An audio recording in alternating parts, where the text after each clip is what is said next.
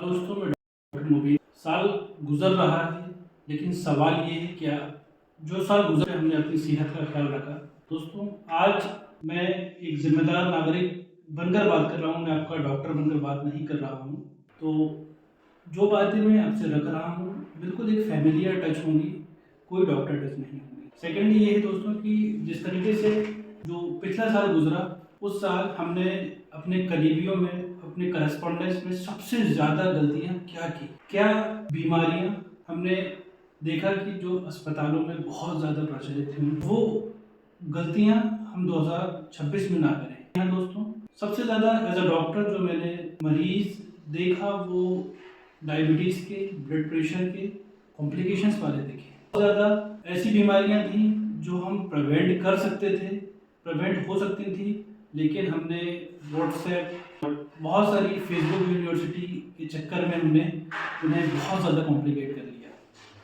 बहुत सारे ऐसे मरीज जो अपनी सेहत का ख्याल रखते थे, लेकिन बहुत ज़्यादा ओवर केयर की वजह से उन्होंने अपनी सेहत को बहुत ज़्यादा कॉम्प्लिकेट कर दिया। कहने में ये आया कुछ ऐसी बीमारियां घर पर ही ठीक हो सकती थी, लेकिन बहुत ज़्यादा ओवर केयर की वजह से एक वो जो रेड फ्लैग्स होता है, जो ट्रिगर पॉइंट होता है, वो ट्रिगर पॉइंट के पहले ही हमने बहुत ज़्यादा एंटीबायोटिक ले लिया। दोस्तों, पेन किलर को मल्टीविटामिन की तरह लेना, बिना किसी डॉक्टर की सलाह के, बिना किसी कल्चर रिपोर्ट के छोटे मोटे बुखार में एंटीबायोटिक का सेवन करना, बहुत ज़्यादा आपने देखा होगा कि कुछ ऐसे मरीज हैं, ऐसी बीमारियां जो कंजर्वेटिव मैनेजमेंट से ही ठीक हो जाती हैं, बहुत ज़्यादा परहेज से ही ठीक हो जाती है, लेकिन परहेज में लापरवाही करना। तो मैं आपको बताऊं, आपको डेटा दिखा रहा हूँ, डॉक्टर तो महंगा हो सकता है, लेकिन इलाज बहुत ज़्यादा जानलेवा हो जाता है दोस्तों।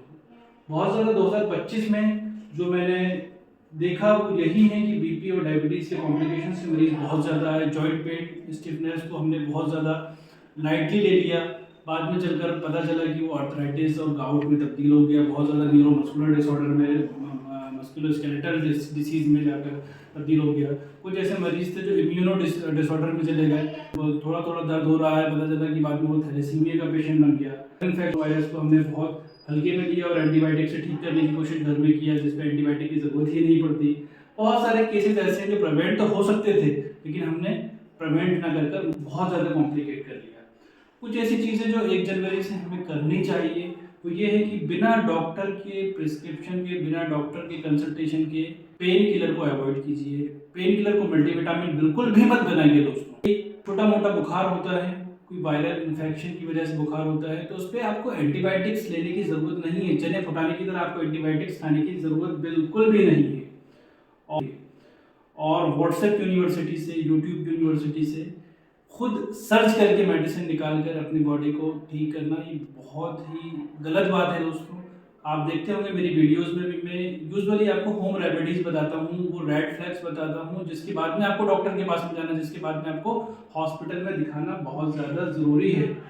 क्योंकि दोस्तों, हेल्थ जो है कोई फॉरवर्डेड मैसेज से ठीक होने वाली चीज़ नहीं। ये एक्चुअली क्या होता है कि सही गाइडेंस से, सही कंसल्टेशन से चीज़। और बहुत ज़्यादा आप कोशिश करें कि 2000 जो है कोई ऐसा रिजोल्यूशन ना बनाए कि आपको बहुत ज़्यादा नए कपड़े लेने हैं। बहुत ज़्यादा नए कपड़े तो आ जाएंगे, नई गाड़ी भी आ जाएगी, लेकिन आप भी आ जाएगी, लेकिन आपकी सेहत अगर ठीक नहीं होगी दोस्तों, तो ये जो न्यू ईयर का रिजोल्यूशन है, ये बिल्कुल समझ जाइए कब्र में जाने वाला और मरघट में जाने वाला, कब्रिस्तान में जाने वाला। इसीलिए मैं आपको बिल्कुल भी ऐसी कोई सिंसियर, कोई ऐसी वो नहीं कर रहा हूँ। मेरी बेस्ट विशेष है आपकी सेहत के लिए बहुत ज़्यादा दोस्तों, लेकिन कुछ ऐसे रिजोल्यूशन बनाएं, जैसे मिनिमम 7 से 8 घंटे की प्रॉपर नींद लीजिए। मॉर्निंग में कम से कम हफ्ते में 5 दिन आप मॉर्निंग वॉक कीजिए।